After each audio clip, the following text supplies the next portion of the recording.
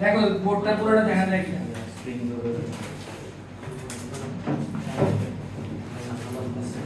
বোর্ডটা পুরো দেখা যায় ভাই ধ্যান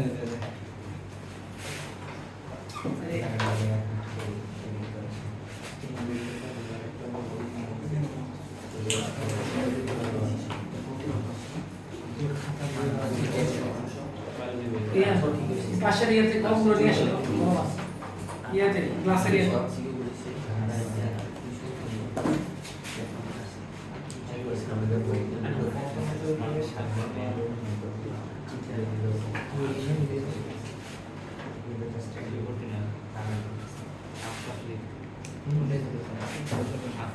আজকে আমরা শুরু করব হচ্ছে স্ট্যাটিক ইলেকট্রিসিটি বা স্থির তড়িৎ। স্থির তড়িৎ অঙ্কস স্থির তড়িৎ পরে দেখা যাবে পুরো ক্লাস নিচে রেকর্ড রাখি। দেখো স্থির তড়িৎ বা স্ট্যাটিক ইলেকট্রিসিটি এখন থেকে তোমাদের ইম্পর্টেন্ট ক্লাসগুলো রেকর্ড করে রাখো যাতে তোমরা আবার দেখতে পারো যদি সমস্যা থাকে। ঠিক আছে, স্থির তড়িৎ বা স্ট্যাটিক ইলেকট্রিসিটি আমাদের আজকে এই চ্যাপ্টার শুরু। এই চ্যাপ্টারটার সাথে অন্য কোনো চ্যাপ্টারের কোনো সম্পর্কই নেই, বুঝা গেছে? এই চ্যাপ্টারের সাথে না কোনো হ্যাঁ মানে ওই স্থির তড়িৎ চলাচল দুটো একই পার্ট, কিন্তু এই ইলেকট্রিসিটির সাথে এই গতি বলো বল বলো কাজ ক্ষমতা শক্তি চাপ তাপ তাপমাত্রা এগুলো কার কোনো সম্পর্ক নাই। কথা বুঝেছ? তো এই চ্যাপ্টার পড়ার জন্য আগের কোনো চ্যাপ্টারের কোনো রেফারেন্স আসবে না, এখন কমপ্লিটলি নিউ চ্যাপ্টার একটা। তো এখানে যেসব কেমিস্ট্রির কিছু অংশ আসবে, ঠিক আছে, আজকে আমরা যা পড়বো বেশিরভাগ কেমিস্ট্রির জিনিসপাতি পড়বো, আর বাকি নরমালি তোমরা নতুন মানে অন্য চ্যাপ্টারের সাথে কোনো সম্পর্ক নেই। ঠিক আছে, এখন খেয়াল করো স্থির তড়িৎ কথাতে কি আছে? স্থির আর একটা আছে তড়িৎ। তড়িৎ বোঝার জন্য আমাকে সবার আগে বুঝতে হবে আধান বা চার্জ। কথা বুঝে গেছে? আধান বা চার্জ জিনিসটা আমরা আগে বুঝবো। দেখো আজকে প্রথম টপিক আধান বা চার্জ। আধান বড় করে লিখি, আধান বা চার্জ। আধান বা চার্জ, ঠিক আছে, আমরা এটা দিয়ে আজকে শুরু করব। আধান বা চার্জ খেয়াল করো, আধান বা চার্জ কিভাবে আমরা পাবো, এটা হচ্ছে প্রথম বিষয়। কোন উৎস থেকে পাবো বা কিভাবে আমি এটা পাবো? খেয়াল করো, আমি একটা পদার্থ নিলাম, সেটা হচ্ছে লোহা। কি নিলাম? লোহা। অথবা আমি মনে করো নিলাম কপার ধাতু বা কপার তার। কি নিলাম? কপার তার। ঠিক আছে, লোহা নিলাম অথবা কপার তার নিলাম, দুটো পদার্থ নিচ্ছি আর কি, ম্যাটেরিয়াল। এখন এই লোহাটা কি দিয়ে তৈরি? আসলে লোহাটা আমার মেইন উপাদান, মেইন ম্যাটেরিয়ালটা কি, মেইন কম্পোনেন্টটা কি? সরি, মেইন কম্পোনেন্টটা হবে আমার আয়রনের পরমাণু, তাই না? আয়রনের পরমাণু 26 মেরা, এগুলো তো কেমিস্ট্রিতে পড়ে আসছে। আবার কপার তার এর মেইন উপাদান কি, মেইন কোন জিনিস দিয়ে তৈরি হবে? অবশ্যই কপারের পরমাণু দিয়ে তৈরি হবে। তা কপারের পরমাণু 29। এগুলো তো আশা করি কোনো সমস্যা নেই, কথা বুঝে গেছে? আচ্ছা, এখন খেয়াল করো, আমার এই আয়রনের পরমাণু দিয়ে আমার লোহা তৈরি হয়, আবার কপারের পরমাণু দিয়ে আমার কপার তার তৈরি হয়। এভাবে প্রত্যেকটা পদার্থ অবশ্যই কিছু উপাদান দিয়ে তৈরি হবে। উপাদান একসাথে না হলে তো আমার পদার্থ তৈরি হবে না। এই কপার পরমাণুগুলো একসাথে না হলে তো কপার তার তৈরি হবে না, অথবা আমার লোহার পরমাণু একসাথে যদি না হয় তাহলে তো লোহা তৈরি হবে না। কথা বুঝে গেছে কিনা? আচ্ছা, এবার আমি কি করব, এই জিনিসগুলোকে আরো ভাঙবো। কি করব? আরো ভাঙবো। ভাঙা মানে হচ্ছে এই আয়রনের, খেয়াল করো, ফেরাস 26 পেলাম 26। এটাকে আমি যদি ভাঙি তাহলে আমি কি কি পাবো বলো তো? এটা মনে করো ভর সংখ্যা হচ্ছে a, ভর সংখ্যা তো a দ্বারা প্রকাশ করি, আর পারমাণবিক সংখ্যা কি দ্বারা প্রকাশ করি? z। তাহলে এটাকে আমি যদি ভাঙি, আয়রনের পরমাণুটাকে ভাঙলে কি কি পাবো ভিতরে বলো তো? নিউক্লিয়াস। নিউক্লিয়াসে কি থাকে? প্রোটন আর নিউট্রন।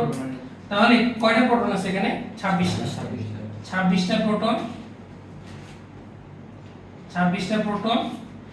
আর কয়টা ইলেকট্রন আছে? সমান সংখ্যক ইলেকট্রনই তো থাকে, 26টা ইলেকট্রন। আর নিউট্রন কয়টা বলো? 30টা।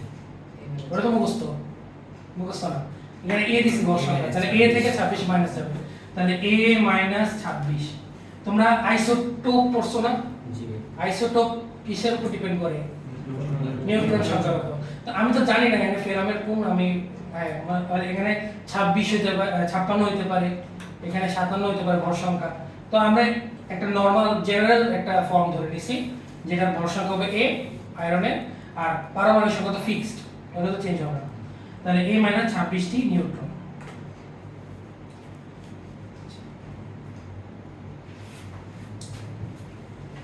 আয়রনটাকে ভেঙে আমরা তিনটা জিনিস পেলাম, না বুঝতে বলো? এটা তো স্ট্যান্ড আছে, লিওনের এটাতে আসো।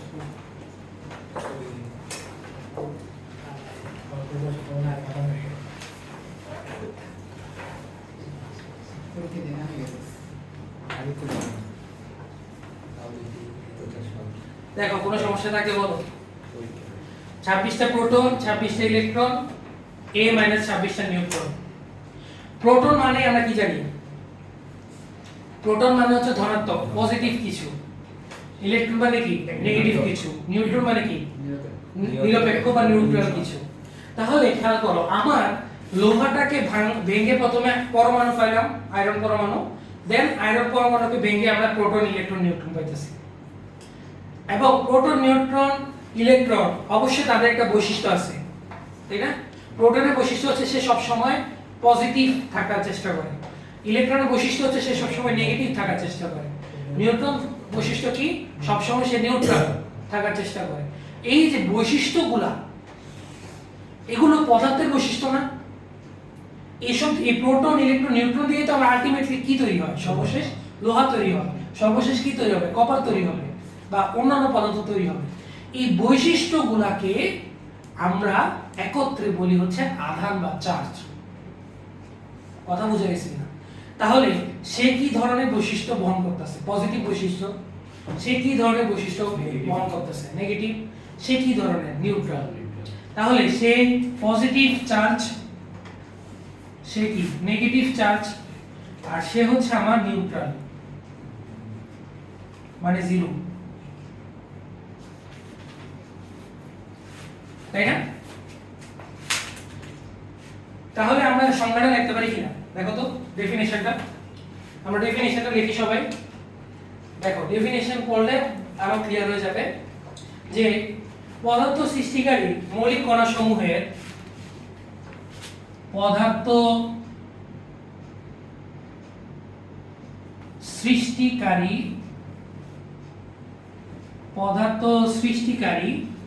মৌলিক কণা সমূহের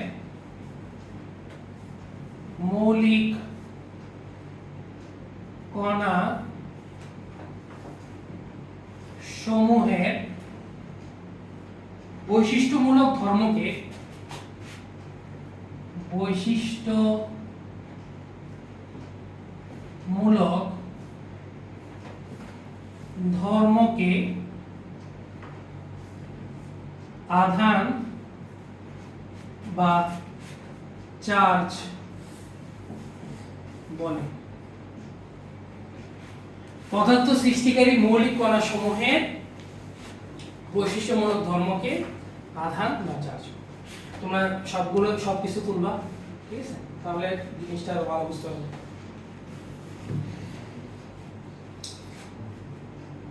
এই পজিটিভ ধর্ম, নেগেটিভ ধর্ম, নিউট্রাল ধর্ম, ধর্মগুলোকে আমরা কি বলি? আধান বা চার্জ। ঠিক আছে? না বুঝলে বলো, কোশ্চেন করো। না বুঝলে ভাইকে কোশ্চেন করো।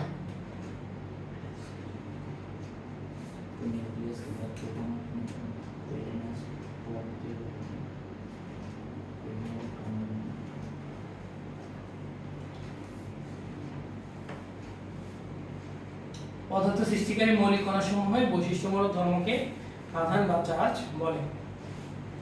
কথা ক্লিয়ার? ঠিক আছে, আশা করি কারো এখানে কোনো সমস্যা নেই। আচ্ছা, তাহলে এই জিনিসটা যদি বুঝি, এখন আধানের প্রকারভেদটা আমরা কিন্তু বলতে পারবো। খেয়াল করো, আধান কয় ধরনের হতে পারে বা চার্জ কয় ধরনের, চার্জের যে ধর্ম কয় ধরনের? 3 ধরনের। একটা হচ্ছে পজিটিভ, একটা হচ্ছে নেগেটিভ, আর একটা হচ্ছে নিউট্রাল। তো লেখো সবাই আধানের প্রকারভেদ। আমি এটা মুছে দিই। লেখো আধানের প্রকারভেদ।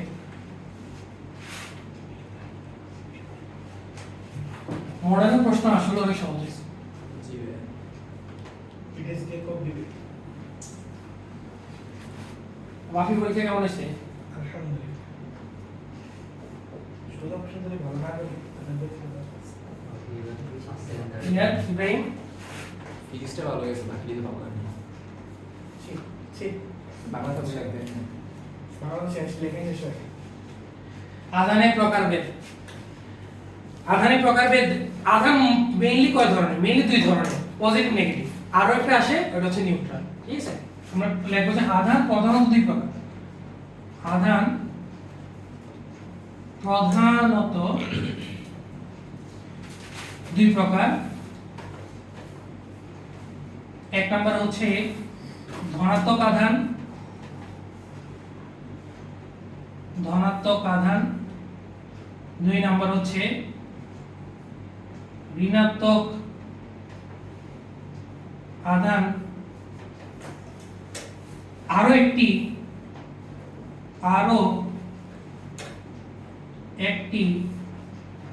আধান হলো নিরপেক্ষ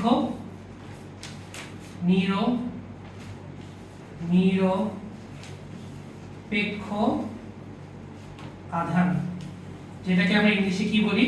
নিউট্রাল। নিউট্রাল এটাকে বলি নেগেটিভ চার্জ, ঋণাত্মককে নেগেটিভ চার্জ, আর ধনাত্মককে আমরা কি বলি? Positive charge.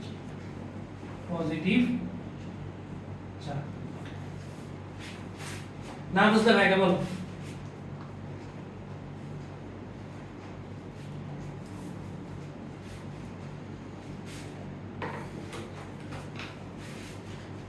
এই চ্যাপ্টার থেকে অ্যাট লিস্ট 2টা সৃজনশীল থাকবেই থাকবে। 2টা কনফার্ম, 2টা 3টাও থাকতে পারে, বলা যায় না।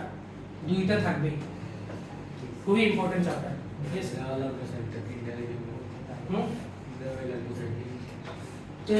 দিয়ে দিতে পারে। তোমাদের কয়টা? 7টা থেকে 4টা না? তো এটা থেকে 3টা হলে বাকিটা থেকে 4টা। তোদের চ্যাপ্টার কয়টা? ভৌত রাশি থেকে বাদ, আমরা থেকে আসা না। 7টা। ভৌত রাশি থেকে কোনো কোশ্চেন মেইনলি দেয় না। ঠিক আছে, বিশেষ করে বোর্ডে তো কোশ্চেন কমই দেয়, দিলেও কম দেয়।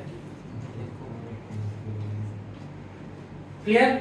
তাহলে আমরা ধনাত্মক আধান নিয়ে আলোচনা করবো। এবার আমার কেমিস্ট্রি পড়াটা আসবে। দেখ আস্তে আস্তে কেমিস্ট্রি যা পড়ছো আসবে। আমরা 1 নাম্বার এই ধনাত্মক আধান নিয়ে আলোচনা করব। দেখো 1 নাম্বার আমি সাইড দিয়ে করি। 1 নাম্বার দেখো, আমি আয়রনের পরমাণুটাই নিই 26। সে যদি একটা ইলেকট্রন ত্যাগ করে, সে যদি একটা, আমি যদি চিত্রটা আঁকি, খেয়াল করো, এটা যদি আমার আয়রন হয়, এটা তার, খেয়াল করো, সে যদি ইলেকট্রন ত্যাগ করে তাহলে তার কোথা থেকে ইলেকট্রনটা বের হবে বলো তো? সর্বশেষ কক্ষপথ থেকে। কোথা থেকে? আমি বাকি কক্ষপথগুলো দেখাইলাম না, ভিতরে আর কক্ষপথ আছে, আমি সবার বাইরের কক্ষপথটা দেখাইলাম। সবচেয়ে বাইরের কক্ষপথ কোনটা বলো? এই কেমিস্ট্রি কে কি বলো? সর্বশেষ কক্ষপথ কোনটা? 4s। বা চতুর্থ কক্ষপথ আর কি? n এর মান কত 4 সর্বশেষ কক্ষপথ n এর মান 4 সর্বশেষ কক্ষপথে কয়টা ইলেকট্রন থাকে হ্যাঁ দুইটা ইলেকট্রন থাকে এই দুইটা ইলেকট্রনে একটা ইলেকট্রন কি হয়ে গেল ত্যাগ করলো ক্লিয়ার একটা ইলেকট্রন যদি ত্যাগ করে তাহলে কার সংখ্যা বেড়ে যায় প্রোটনের না নিউট্রনের বা নাকি ইলেকট্রনের কার সংখ্যা বাড়ে প্রোটনের সংখ্যা বাড়ে একটা ইলেকট্রন কমে যাওয়া মানে একটা ইলেকট্রন ত্যাগ হওয়া মানে ইলেকট্রনের সংখ্যা কমা আর প্রোটনের সংখ্যা কি হয়ে যাওয়া বেড়ে যাওয়া তো যেহেতু প্রোটনের সংখ্যা বেড়ে গেছে তাহলে পজিটিভ চার্জ তাহলে আমার আয়রনটা কিসের রূপান্তর হয়ে গেল Fe প্লাস 26 কি না আমরা জারণ বিজরণ নিয়ে যাচ্ছি না আমার একদম নরমাল বেসিক কেমিস্ট্রি আর বেসিকে থাকবে তাহলে ইলেকট্রনটা ত্যাগ হয়ে গেল ত্যাগ হয়ে আমার আয়রন প্লাস Fe plus তো গঠিত হতো Fe2 plus গঠিত হতো কি Fe plus গঠিত হতো আমরা উদাহরণ দিছি আর কি নরমালি Fe প্লাস তো ইয়া না কি অস্থিতিশীল ভালো যা কেমিস্ট্রি পড়ছো বলে হ্যাঁ তাহলে 26 আয়রন একটা ইলেকট্রন ত্যাগ করে 26 প্লাস এখন খেয়াল করো তাহলে আমরা কি লিখতে পারি আমরা ব্যাখ্যাগুলো লিখি একটু পাশে এক নম্বরে ব্যাখ্যাগুলো দেখো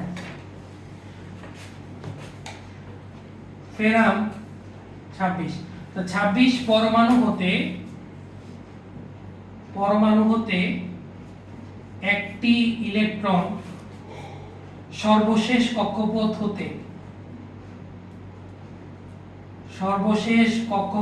হতে বের হয়ে গেলে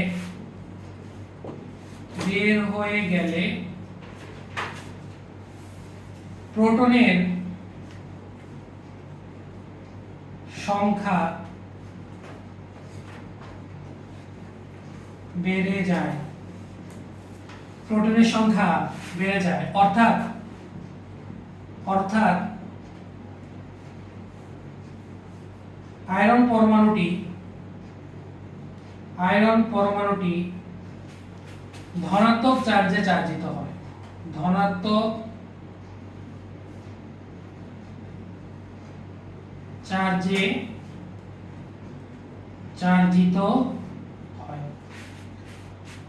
একটি ইলেকট্রন সর্বশেষ কক্ষপথ হতে বের হয়ে গেলে প্রোটনের সংখ্যা বেড়ে যায় অর্থাৎ আয়রন পরমাণুটি ধনাত্মক চার্জে চার্জিত হবে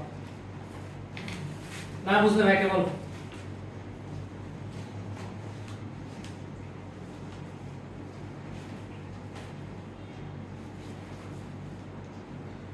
ধনাত্মক চার্জে চার্জিত হবে তো সেম উল্টাটা হবে কি নেগেটিভ চার্জ যদি ইলেকট্রন প্রবেশ করে এটা নিয়ে আমরা আলোচনা করি 2 নম্বর বলো কে ইলেকট্রন গ্রহণ করে কোন মৌল ইলেকট্রন গ্রহণ করবে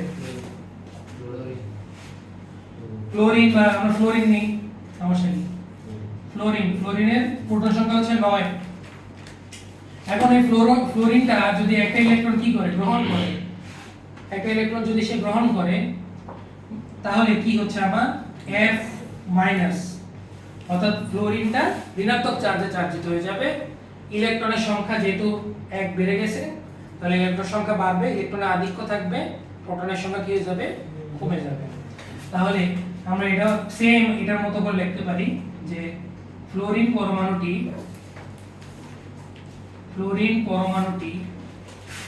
একটি ইলেকট্রন গ্রহণ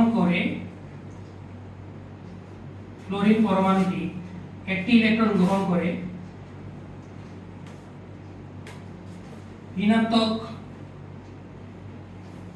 ঋণাত্মক চার্জে চার্জিত হয়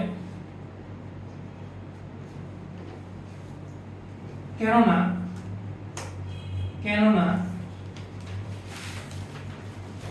এই ক্ষেত্রে ইলেকট্রনের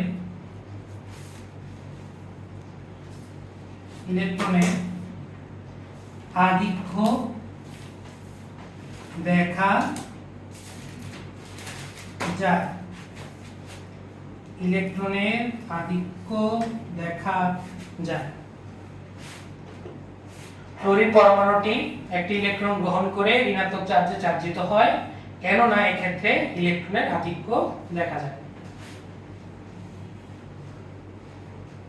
খুবই সহজ জিনিস। আজকে আমরা কেমিস্ট্রি পড়বো, ঠিক আছে?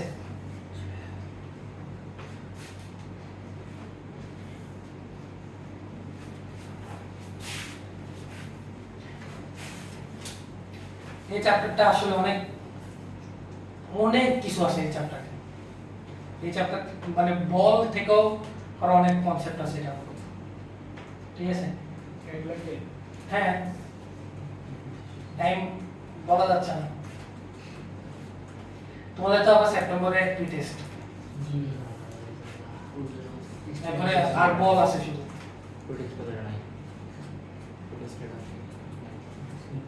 আমরা শেষ করার চাই, তাড়াতাড়ি শেষ করব। ক্লিয়ার সবার? সমস্যা নেই। এবার আসো 3 নাম্বার, নিউট্রাল। তো নিউট্রাল চার্জে প্রোটন সংখ্যা নিউট্রন ইলেকট্রন সংখ্যা কি থাকবে? সেম থাকবে। তাহলে তাদের মধ্যে কোনো চার্জের আবির্ভাব হবে না।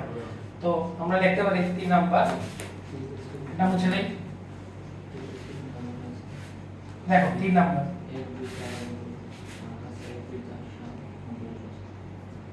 আচ্ছা আমরা উপরে এটাই মুছি।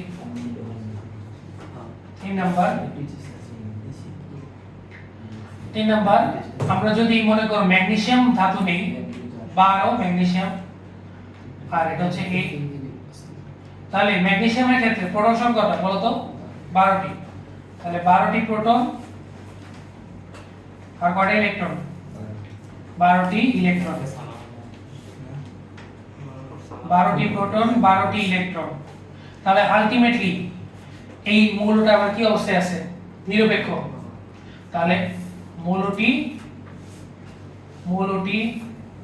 নিরপেক্ষ, কেননা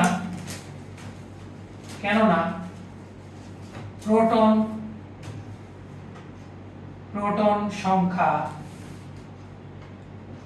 সমান ইলেকট্রন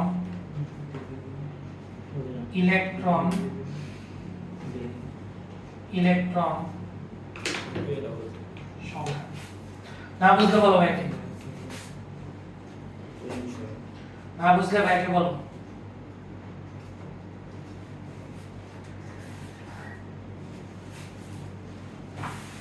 প্রোটন সংখ্যা সমান ইলেকট্রন সংখ্যা।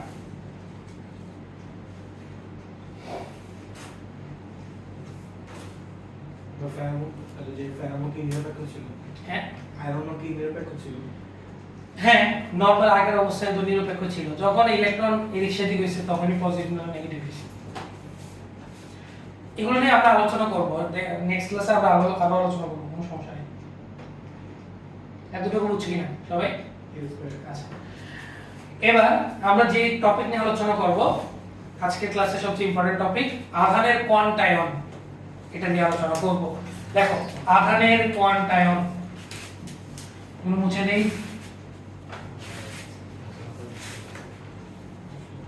দেখো আধানের কোয়ান্টায়ন আমরা আলোচনা করব। আধানের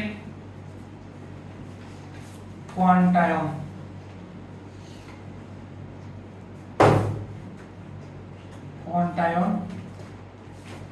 দেখো আধানের কোয়ান্টায়ন। আচ্ছা, আধানের কোয়ান্টায়নের আগে আমরা একটা টপিক পড়ে আসি, ছোট একটা টপিক।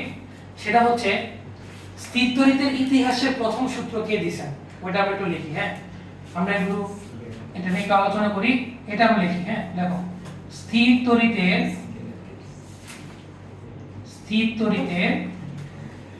কি সূত্র? প্রথম সূত্র।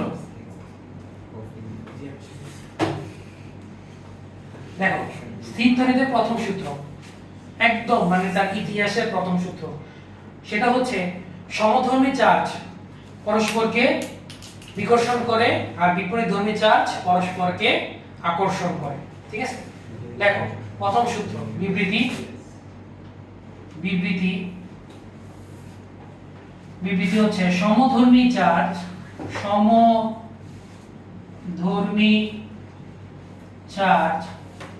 পরস্পরকে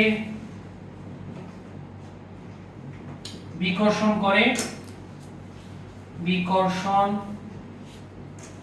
করে এবং বিপরীতধর্মী চার্জ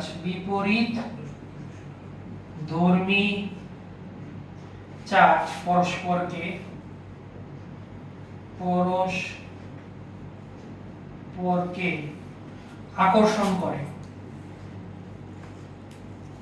আকর্ষণ করে সমধর্মী চার্জ পরস্পরকে বিকর্ষণ করে, বিপরীতধর্মী চার্জ পরস্পরকে আকর্ষণ করে। দেখেন কাইন্ড অফ ম্যাগনেটের মতো। ম্যাগনেটের যে ঘটনা ঘটে সেটা ম্যাগনেটের ঘটনা তো ম্যাগনেট আর ইলেকট্রিসিটি সেম। না না এই যে আকর্ষণ বিকর্ষণের কথা। হ্যাঁ, দুইটার ক্ষেত্রে সেম জিনিস। তোমাদের চৌম্বক নাই, তোমাদের খালি এই চ্যাপ্টার, ওইগুলো পড়লে আরো ক্লিয়ার হতো আর কি, আরো কনসেপ্ট ক্লিয়ার হতো। কিভাবে পড়াবো? তোমাদের তো টেস্ট পরীক্ষা, প্রি টেস্ট। 10 এ আসলে এগুলো আসলে পড়ানো হয় 10 এর একদম প্রথম থেকে। 9 এ শেষ করা হয় আলোর প্রতিফলন প্রতিসরণ পর্যন্ত। না, 10 এর প্রথম থেকে জানুয়ারি থেকে স্থির তড়িৎ পড়ানো হয়। আমরা পড়তেছি কখন? জুলাইতে।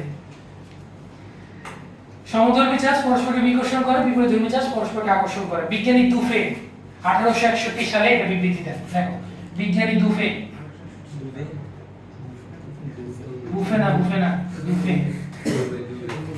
বিজ্ঞানী দুফে 1861 সালে, এগুলো এমসিকিউতে আসে, 1861 সালে এই বিবৃতি প্রদান করেন।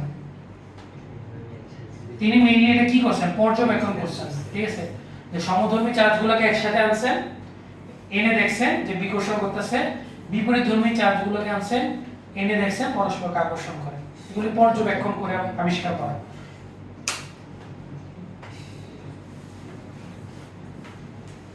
ক্লিয়ার সবাই?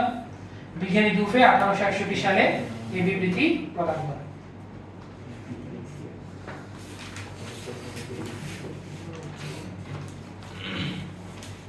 আশা করি কারো কোনো সমস্যা নেই।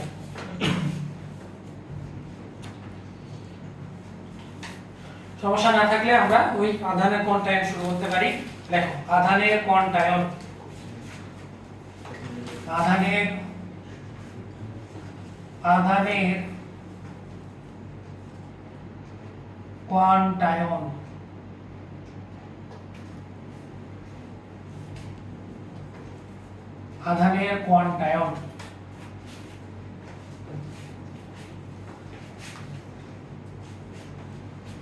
আধানের কোয়ান্টায়ন বা কোয়ান্টাইনাইজেশন অফ চার্জ, ইংলিশ লাগবে না।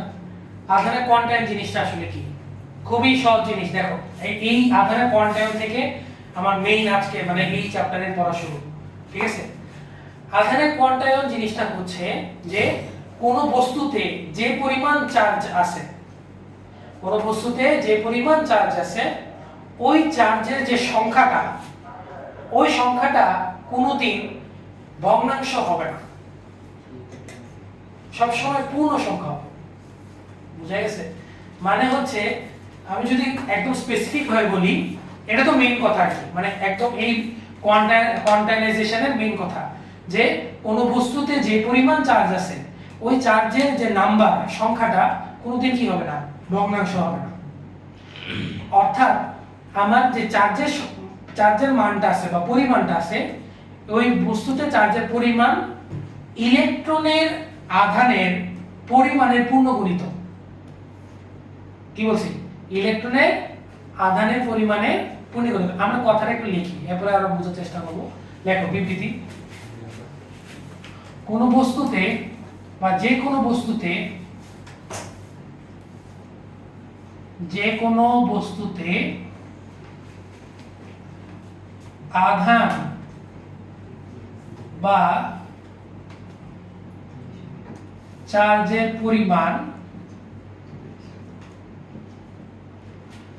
পরিমাণ সর্বদা সর্বদা ইলেকট্রনের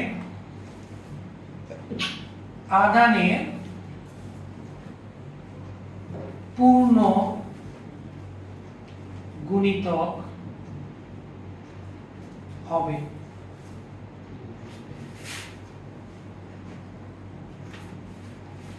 যে কোনো বস্তুতে আধান বা চার্জের পরিমাণ সর্বদা ইলেকট্রনের আধানের পূর্ণ গুণিতক হবে। অর্থাৎ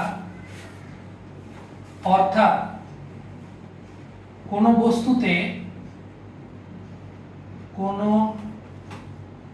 বস্তুতে আধানের পরিমাণ কিউ হলে, আমরা কিউ ধরলাম আধানের পরিমাণ, কিউ যদি হয়, ঠিক আছে, আধানের পরিমাণ কিউ হলে কিউ সমান এন ই, এটা হচ্ছে সূত্র। কিউ সমান হচ্ছে এন ই।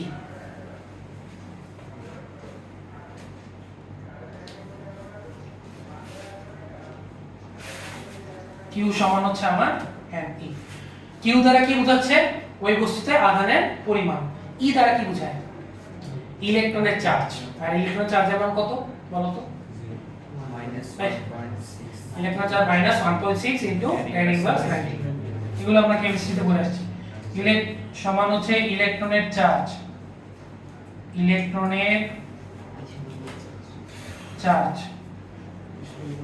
চার্জের মান কত বলছো? -1.6 ইনটু 10 ইনভার্স 19 কুলম্ব। চার্জের একক হচ্ছে কুলম্ব, এগুলো আমরা লিখে দিব। আর এই n এর মানটা খেয়াল করো, n এর মানটা হবে সবসময় কি হবে? এই যে n এর মান কি হবে? আধানের পূর্ণ গুণিতক, মানে 0 1 2 3 ডট ডট ডট পূর্ণ গুণিতক সংখ্যা। পূর্ণ গুণিতক তো বুঝি আশা করি, 4 একে 4, 4 দুগুণ 8, 3 4 12, এরকম আর কি। তো সবসময় পূর্ণ গুণিতক হবে। তাহলে n এর মান কি হবে না কোনোদিন? n এর মান কোনোদিন ভগ্নাংশ হবে না। এই যে আমরা প্রথম লাইনটা আমি এটা বলছি যে আধানের পরিমাণ বা আধানের সংখ্যাটা কোনোদিন কি হবে না? ভগ্নাংশ হবে না। কখনো দেখবা না যে 0.5 সি, 0.10 সি, মানে ভগ্নাংশ কোনোদিন দেখবা না। ঠিক আছে, দেখো কার কোনো সমস্যা আছে কিনা?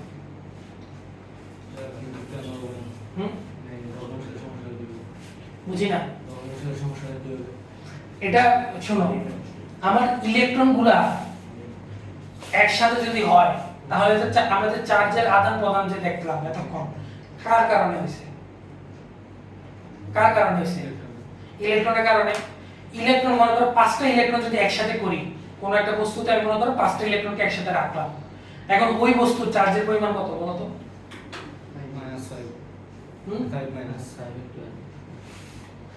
কোন একটা বস্তুতে কয়টা ইলেকট্রন রাখলাম? 5টা ইলেকট্রন। কোন একটা বস্তুতে আমি কয়টা ইলেকট্রন রাখলাম? 5টা ইলেকট্রন। তাহলে এই বস্তুতে টোটাল আধানের পরিমাণ কিউ মান কত হবে? 5 into 1 -1.6 tan inverse -90, তাই না? তো 5টা কি আসলে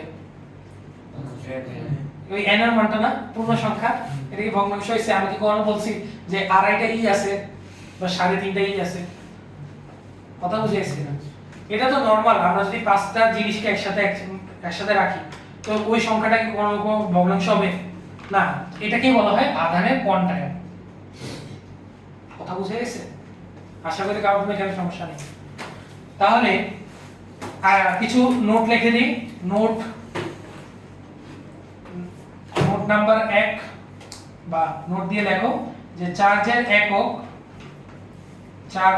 একক সেটা হচ্ছে আমার কুলম্ব। কুলম্ব একজন বিজ্ঞানীর নাম আর কি, বা এটাকে আমরা লিখি সি দ্বারা। সি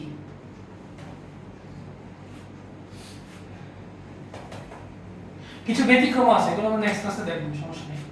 চার্জের একক হচ্ছে কুলম্ব বা সি, এটা একটা মনে রাখো। কার কোনো এখানে সমস্যা আছে? তাহলে আমরা আজকে ম্যাথ করি, ম্যাথ করলে শেষ আজকের ক্লাস। দেখো এটা যদি বুঝো ম্যাথটা আমরা করতে পারবো। বুঝে দেখি এই অংশটা, এই অংশটা বুঝে দেই। দেখো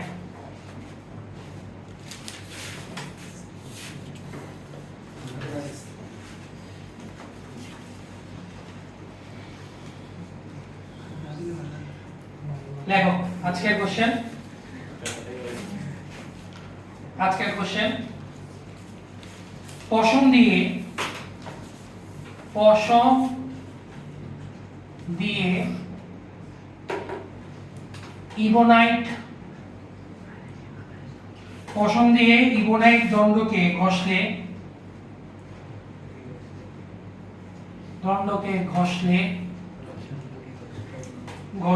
ইবোনাইট দণ্ডটি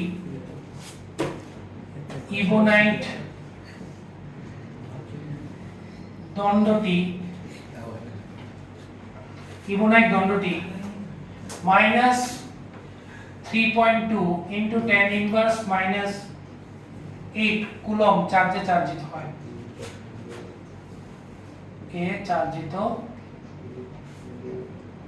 চার্জিত হয়। পশম হতে ইবোনাইট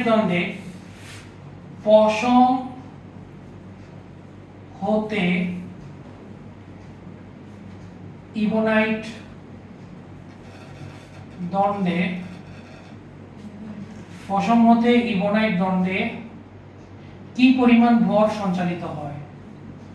কি পরিমাণ ভর সঞ্চালিত হয়?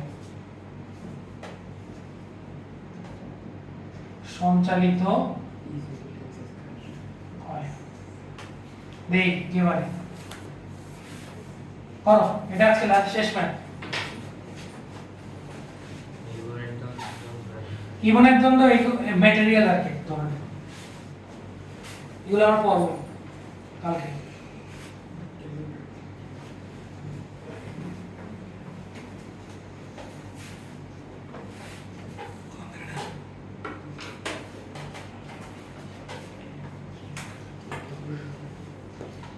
আজকে মাত্র এই চ্যাপ্টার প্রথম ক্লাস, আস্তে ধীরে শুরু করি, পরে আস্তে আস্তে পেস বাড়াবো। দেখো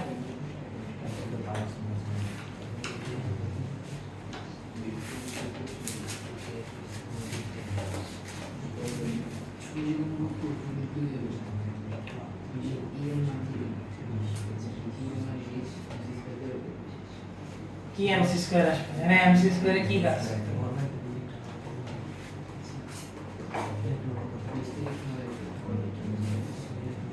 পশম দিয়ে ইবোনাইট দণ্ডকে ঘষলে ইবোনাইট দণ্ডটি এত চার্জে চার্জিত হয়।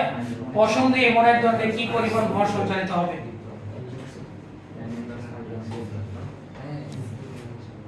দেখো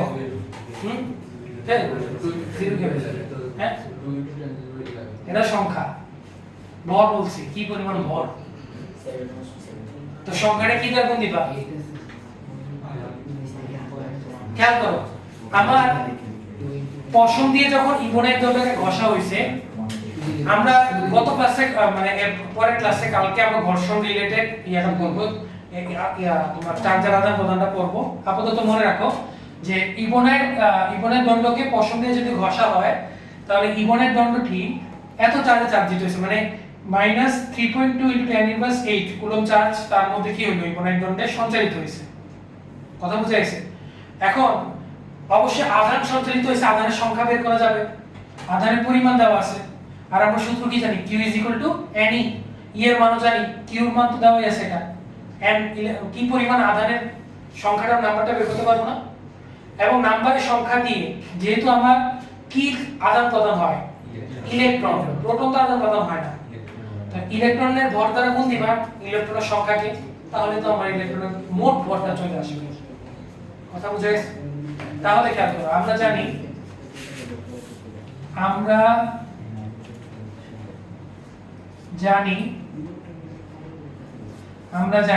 Q = ne,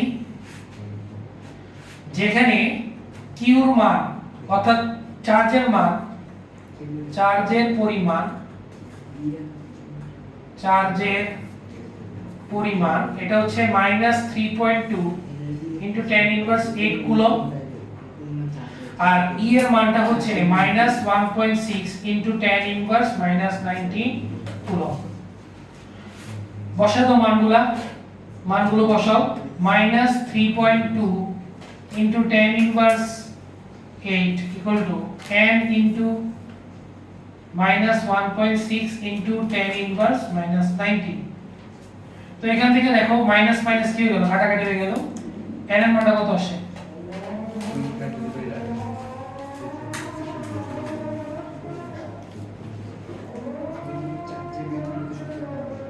n এর মান কত? 2 into 10 to the power 11 t।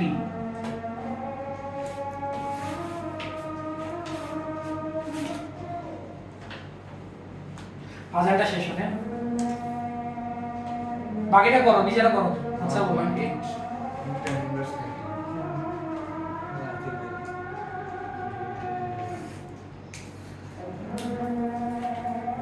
এই আদান ধনাত্মক লিখছেন কেন? আদানটা ধনাত্মক লিখছেন কেন? আদান ধনাত্মক কিভাবে? মাইনাস উভয় পাশে মাইনাস মাইনাস কাটাকাটি হয়ে গেল।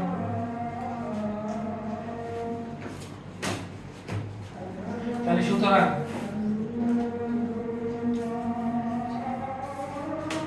সঞ্চালিত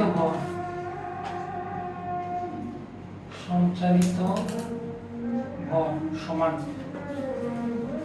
n ইনটু ইলেকট্রনের ভর।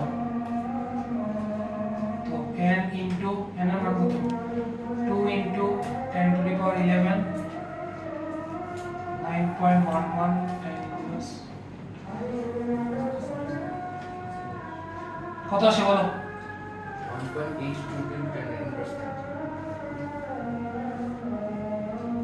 কেজি। এটাই আছে।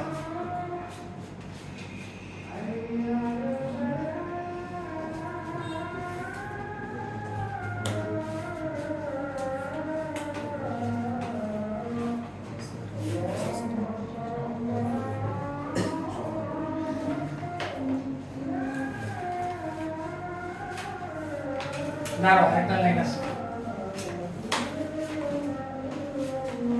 আরেকটা জিনিস, একটা ছোট জিনিস, আমরা কেন ইলেকট্রনের চার্জের পূর্ণ গুণিতক ধরলাম বলো তো? Q ne আমরা কেন ধরলাম? আমরা তো ইলেকট্রনের চার্জ ছাড়া কোনো চার্জ ধরতে পারতাম, বা বিজ্ঞানীরা ধরতে পারতো কোনো চার্জ। এই ইলেকট্রনকে কেন ধরলো? না, নেগেটিভের কারণে না। ইলেকট্রনের চেঞ্জ হলো আলাদা চেঞ্জ হয়, প্রোটনের চেঞ্জ হলো আলাদা চেঞ্জ হয়। হ্যাঁ, এটা বলা যায়। ইলেকট্রন যেহেতু আদান প্রদান হচ্ছে, এই কারণে ইলেকট্রন দ্বারা উনি ব্যাখ্যা দিচ্ছেন।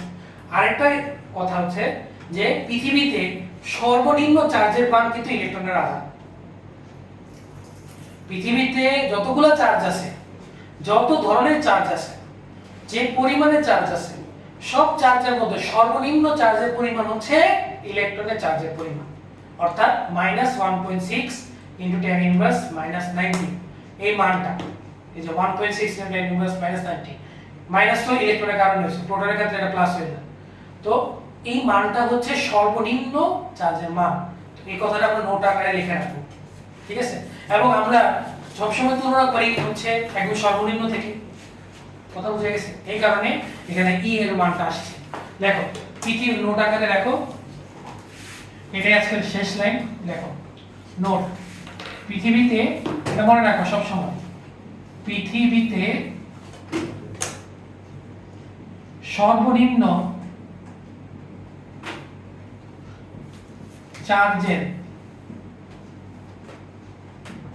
চার্জের পরিমাণ হলো ইলেকট্রনের চার্জের মান। ইলেকট্রনের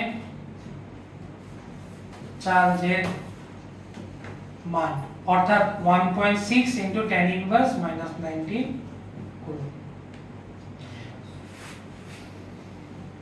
শুধু মানটা হিসাবে মাইনাস প্লাস যেটাই হোক না কেন, এই মানটাই সর্বনিম্ন। কথা বুঝে গেছে নাকি সমস্যা আছে কাউ তাহলে মাইনাস নিতে প্রোটন হয় হ্যাঁ মাইনাস নিতে প্রোটন হবে এটাই তো আমরা তো ইলেকট্রন এন্ড প্রোটনের কথা আসছে আমরা প্রোটনের কথা তো আনি নাই এইজন্য ইলেকট্রন দিয়ে লিখছে বুঝা গেছে তাহলে আজকে এতটুকুই বাসায় এগুলো একটু প্র্যাকটিস করো এটা কথা বাসায় প্র্যাকটিস